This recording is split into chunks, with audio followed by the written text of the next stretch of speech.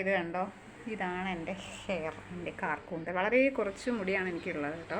അതെനിക്ക് തോന്നുന്നു എൻ്റെ ഫസ്റ്റ് ഡെലിവറിക്ക് ശേഷം എനിക്ക് അത്യാവശ്യം മുടി വളർന്നിട്ടുണ്ടായിരുന്നു. ഇപ്പോൾ സെക്കൻഡ് ഡെലിവറിക്ക് ശേഷം പോയി എന്ന് വേണം പറയാം. ഒട്ടും സൂക്ഷിക്കാൻ പറ്റിയിട്ടില്ല. പക്ഷേ ഫസ്റ്റ് ടൈം എനിക്ക് അറിയത്തുമില്ല. ഇപ്പോഴൊക്കെയാണ് ഞാൻ ഒരു 2017 ശേഷമാണ് അത്യാവശ്യം യൂട്യൂബൊക്കെ നോക്കുകയും അപ്പോൾ അതിനകത്തൊക്കെ കുറേ കാര്യങ്ങൾ നമുക്ക് യൂസ്ഫുൾ ആയിരിക്കും. പിന്നെയെന്ന് പറയുന്നത് ഹെയർ ഓരോരുത്തർക്കും ഓരോ രീതിക്കാണ്. നമ്മുടെ പുറമേ നമ്മൾ തേക്കുന്നതിനേക്കാളും നമ്മുടെ ഉള്ളിലുള്ള ഹെൽത്തിനെ ബേസ് ചെയ്തിരിക്കും നമ്മുടെ ഹെയറിൻ്റെ ഗ്രോത്ത് എന്ന് പറയും.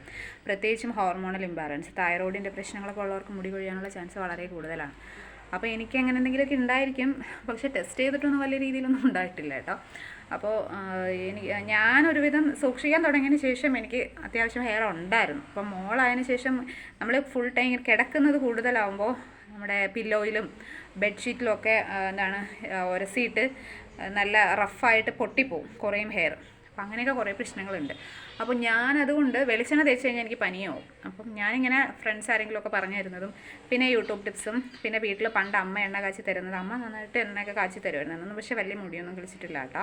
അത് നമ്മൾ സൂക്ഷിക്കാത്തതും കൊണ്ടാണ്. നമ്മൾ ചീപ്പുന്ന രീതി, മുടി ചീകുന്നത് ഭയങ്കര മുടി ഹെയർ പൊട്ടിക്കുന്ന രീതിക്ക് രാവിലെ വൈകിട്ട് കുളിക്കുക. അപ്പോൾ കുളിക്കുന്നത് നല്ലതല്ല എന്നല്ല, നമ്മൾ ദേഹം കഴിക്കുന്നതിനേക്കാളും തല കഴുകുമ്പോൾ തല സെപ്പറേറ്റ് നമ്മൾ അറുത്ത് മുറിച്ചിട്ട് കഴുകണമെന്നല്ല, സെപ്പറേറ്റ് നമ്മൾ അതിന് വേണ്ടിയിട്ട് കുറച്ച് ഒരു ഹെയർ മസാജൊക്കെ കൊടുത്തതിന് ശേഷമാണ് ഹെയർ കഴുകേണ്ടത്. അതൊന്നുമില്ല, നമ്മൾ ചുമ്മാ കുളിക്കാൻ നേരത്ത് നേരെ ബാത്റൂമിൽ കയറുന്ന കുളിക്കുന്ന ആ ഒരു പതിവാണ്. അപ്പോൾ ഇന്ന് എനിക്കൊരു ഹെയർ ഓയിൽ പ്രിപ്പയർ ചെയ്യുന്നുണ്ട്. അതെങ്ങനെയാണെന്ന് ഞാൻ കാണിച്ചു തരാമേ. അപ്പോൾ അതിന് വേണ്ടിയിട്ട് ഞാൻ മൈലാഞ്ചിയുടെ തണ്ട്, ഇത് സത്യം പറഞ്ഞാൽ അതിന് വേണ്ടി പിച്ചതല്ല കേട്ടോ.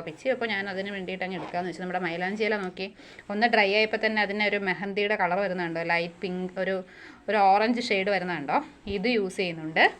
അതേപോലെ തന്നെ നമ്മുടെ കറിവേപ്പില, അതേപോലെ തന്നെ സവോള, ഉലുവ, ജീരകം ഇല്ല കേട്ടോ, അതുകൊണ്ട് ഞാൻ പൊടിച്ച ജീരകം ഇച്ചിരി എടുത്ത് വെച്ചേക്കുകയാണ്. അപ്പോൾ ഇതെല്ലാം നമുക്കിതിലേക്ക് ഇട്ട്, എണ്ണ നല്ല തിളച്ച് കിടക്കുകയാണ് കേട്ടോ. അപ്പോൾ ഇതിലേക്ക് നമുക്ക് പതിയെ ഇട്ട് കൊടുക്കാം.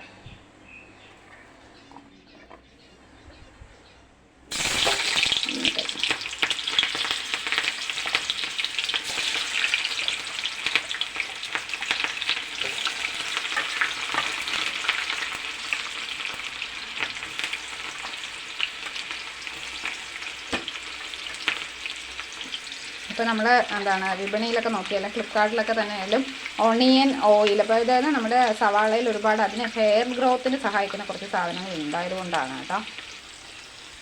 കറിവേപ്പില,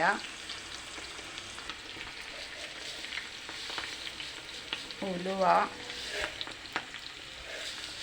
വെച്ച് കൂടുതലിട്ടാലും കുഴപ്പമില്ല കേട്ടോ, എല്ലാം കംപ്ലീറ്റ് ഇട്ടാണ്. പിന്നെ നമ്മുടെ ജീരകം, പിന്നെ നമ്മളിതാ ഒരു പിടി ഉണങ്ങിയ നമ്മുടെ മൈലാഞ്ചി ഇല. കഴിഞ്ഞ പ്രാവശ്യം ഞാൻ എണ്ണ വെച്ചപ്പോൾ 1-2 നമ്മുടെ ചുവന്ന 5 ഇതളുള്ള ചെമ്പരത്തി ഉണ്ടല്ലോ, അതും കൂടി ഇട്ടിട്ടുണ്ടായിരുന്നു. ഇപ്രാവശ്യം അത് കിട്ടിയില്ല. ഇതെല്ലാം നമുക്കൊന്ന് ജസ്റ്റ് നന്നായിട്ടൊന്ന് മിക്സ് ചെയ്ത് കൊടുക്കാം.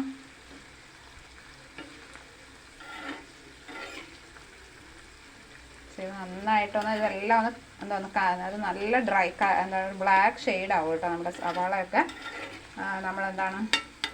ബിരിയാണിയൊക്കെ വെക്കാൻ നേരത്ത് സവാള വരുന്ന പ്രത്യേകിച്ച് ഒരു മണവും കാണും. നമുക്ക് ഈ സവാള മൊരിയുമ്പോൾ നല്ലൊരു മണം ഉണ്ടല്ലോ, അതിൻ്റെതും പിന്നെ ഈ ഇലകളുടേതും. ഇനി ഞാനൊരു നമ്മുടെ ഒരു പച്ച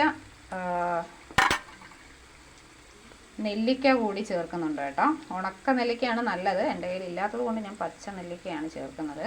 അതേപോലെ തന്നെ നമുക്ക് ചേർക്കാവുന്നതാണ് നീലയമരി ഉണ്ടെങ്കിൽ അത് ചേർക്കുന്നത് നല്ലതാണെന്ന് ഞാൻ കേട്ടിട്ടൊന്നല്ല, അമ്മ പണ്ട് കാച്ചുമ്പോൾ ചെയ്യാറുള്ളതാണ്. അതിന് നമ്മുടെ നെല്ലിക്ക ഇട്ട് കൊടുത്തിട്ടുണ്ട്. പിന്നെ ഫൈനലി ഞാൻ നമ്മുടെ വൈറ്റമിൻ ക്യാപ്സ്യൂൾ കൂടി ഇതിനകത്ത് ഇടാൻ പറ്റുമെന്ന് നോക്കുകയാണ് കേട്ടോ. അതല്ലെങ്കിൽ നമ്മൾ എണ്ണ തേക്കാൻ നേരത്ത് അതിനകത്തൊരെണ്ണം പൊട്ടിച്ചിട്ടിട്ട് തേച്ചാലും നല്ലതാണ് കേട്ടോ.